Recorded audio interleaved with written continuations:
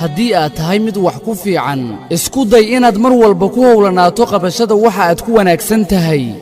wax walboo nolosha ahaaday waxay leeyihiin xigmad haddii aysan jiri lahayn dad xun ma aanan garan lahayn dadka wanaagsan qiimahooda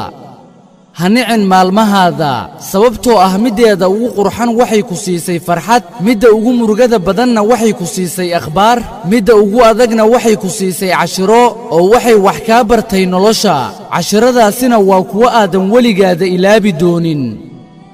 waxaa muhiima sida aad adigu nafsadaada u aragto balse muhiim ma ahan sida ay dadku kuu arkaan adiga waxay hambalyo u sugnaatay qof ka tegay dadka weliba ayagoo u ducaynaya waxay sahalaag u sugnaatay qof seexday dadkoo habaaraya noloshu waxay bartay inaan ilmeeyo keligayga si aanan sabab ugu noqon murugada dadka hareerahayga jooga noloshan dhexdeeda waxaad garan doontaa inay waajib tahay fursaduhu inaadan ugu deeqin dadkoo idili maxaa yeelay qaarkood ma mudna qaarna maqnaanshahooda ayaaba ah fursad qaarna tegitaankooda ah fursadtii u qurxoonayd haybadda waxaa sababa hadalkaadoo yaraada quruxduna waxaa sababa dhoola caddayntaadoo badata ha ka dhigin noloshaada qofay hal murugo ilowsiiso ku nimco waa la siiyey balse ahaw qof markasta xasuusnaada nimcooyinku waa la siiyey kuna mahdiya haddii uu ku cajabin waayo booskaaga istaagoo iska beddel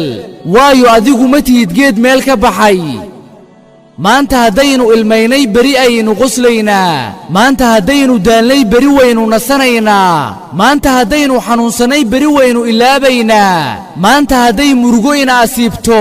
beri waxaynu helaynaa farxad intaasiba waxaynu ku heli karnaa samir ma jiro wax jiraya oo sii soconaya weligooda waxyaabaha qurxoon waxay dhex ahaadeen gudaheenna mana ahaanin dhacdooyinka goortii aynu milkino aragti qurux badan yacnii aynu hagaajino fikirkeenna wax walbaa waxaynu u arkaynaa oo inugula muuqanayaan wax qurux badan goortii aynu milkino naf raalli ah markaasi waxaynu raaligelin karnaa kuwa kale in yarba ha noqotee